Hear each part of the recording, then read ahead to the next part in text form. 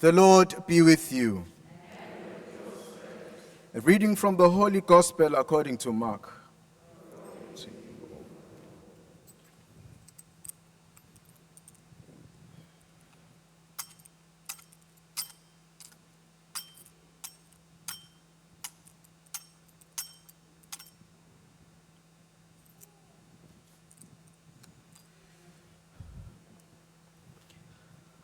On the first day of unleavened bread, when they sacrificed the Passover lamb, his disciples said to Jesus, "Where will you have us go and prepare for you to eat the Passover?" And he sent two of his disciples and said to them, "Go into the city, and a man carrying a jar of water will meet you. Follow him. And wherever he enters, say to the householder, 'The teacher says, where is my guest room, where I am to eat the Passover with my disciples?' And he will show you a large upper room, furnished and ready. There prepare for us." And the disciples set out and went to the city, and found it as he had told them. And they prepared the Passover.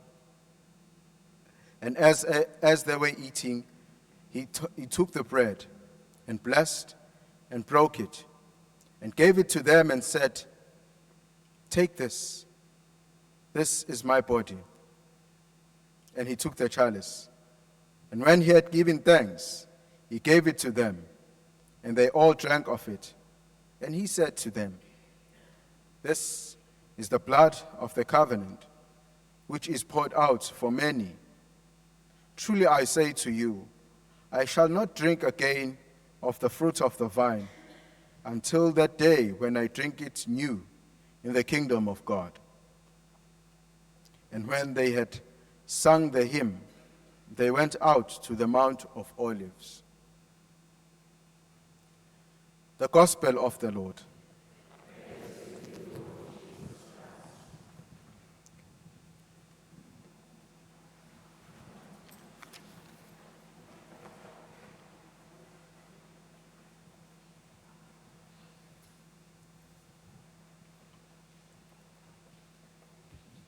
My brothers and sisters, today we celebrate the solemnity of Corpus Christi. Jesus offering himself to us, body, blood, soul, and divinity.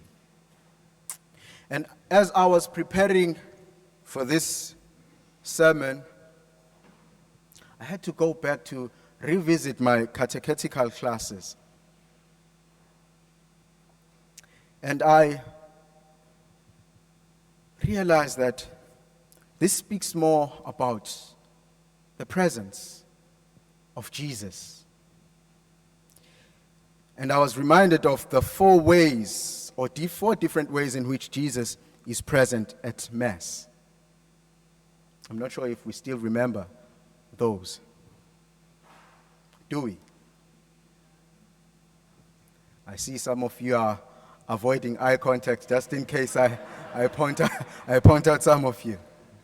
But I will spare you that.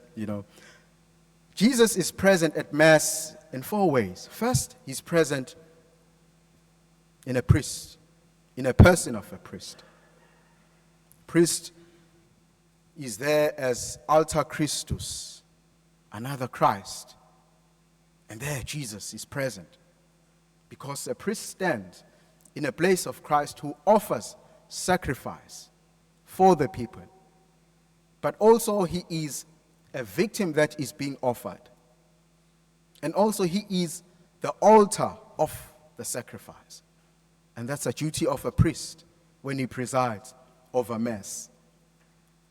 And the second way in which Christ is present among us is in his word. The word that had just been proclaimed.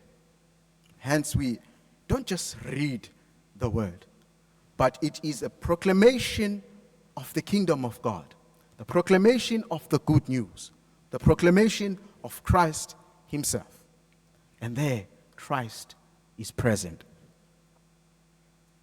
The third way in which Christ is present among us. He's present in all of us, in each and every one of us. For in Matthew 18, he says, where 2 or 3 are gathered in my name, I am there in their midst. But also, he is not just present in our midst as we are gathered in his name. He is present in each and every one of us. Imagine, we are all Christ's bearer. We all have Christ in us. When we receive him, we become tabernacles. Christ lives in us. Such a great mystery. And lastly, he is truly, really, and substantially present in the Holy Eucharist. Soul, body, divinity, and blood, all present in the Holy Eucharist that we receive. Dear brothers and sisters, this says something about God's presence in our life, in our lives. And sometimes we overlook this mystery. We come and receive because we have gotten used to it. We come to church in order to receive. But we are not mindful of what we are receiving.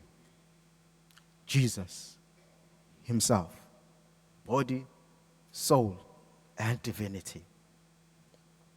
And so this reminds me of the celebration of Christmas, that the receiving of the body and blood of Christ, the Eucharist, and Christ giving himself to us is like a prolongation of the Christmas celebration.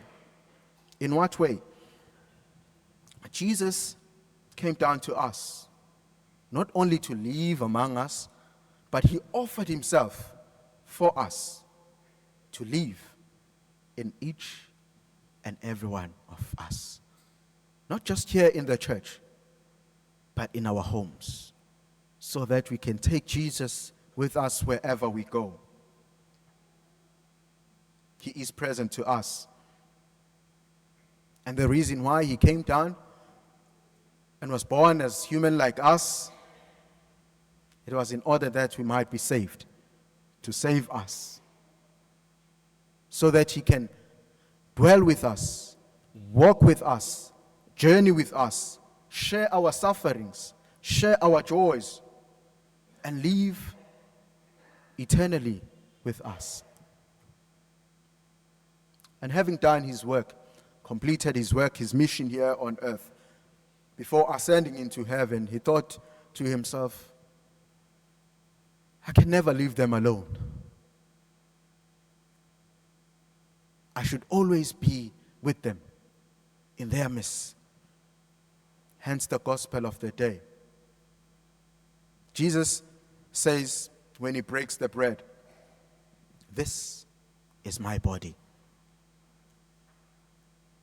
Same way, when he takes up the chalice, he says, this is my blood, and do this in memory of me.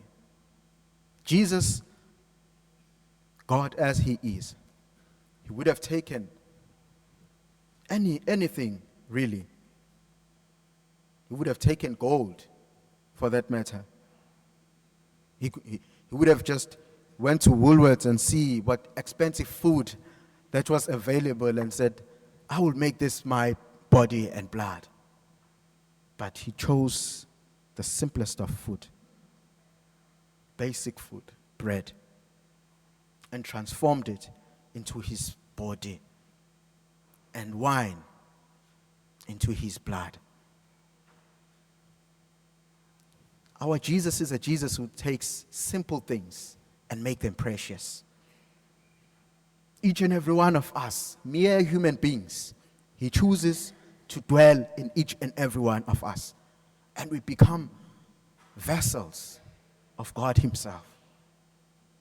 Simple as we are, basic as we are, but God chooses to dwell in each and every one of us. To everyone, when they ask of food, what comes to mind is bread. Rich and poor. Jesus offers himself as a bread of life for both the rich and the poor. For me, this says Jesus is here for us. Which reminds me of the story of a young man who, in the village, they gathered all the young men. They wanted to send a message to another village, but most of the people were refusing because to get there, they had to go through a dark forest with all kind of wild animals. And eventually they came to this young man, Siyabonga, and they asked him to go. And this man turned to his father and looked at his father. And his father just nodded to him. And he agreed to embark on this mission. And he went to his father and said, "Father, I have agreed, but in all honesty, I am afraid." And the father said to him, "I will go with you." So they took this journey through this forest with all the wild animals. And this young boy kept going. And the father left behind. He said, "Go before me, I'll just observe, but I'll be with you all the way." And the boy journeyed. He walked, knowing that the father is right behind him. And the more he went on this journey, he started to not feel the presence of the father. He felt that the father was not there. And when he looked back, the father was not there. He could not see his father. And eventually he got to that village and he sent the message. And the warriors from that village said, "It's not safe for you to get back, so we will accompany you." And along the way, when they were coming back to his home now, they saw all these wild animals. Some of them were dead. Some of them were just timid. They could not come and harm them. And when they reached the other side of the village, when they came back home, the father was waiting for the son. And the son said to the father, "Father, you let me journey alone all this journey, and yet you promised to be with me." And the father simply said to Siyabonga, "Throughout the journey, I was with you. Throughout the journey, I was fighting for you.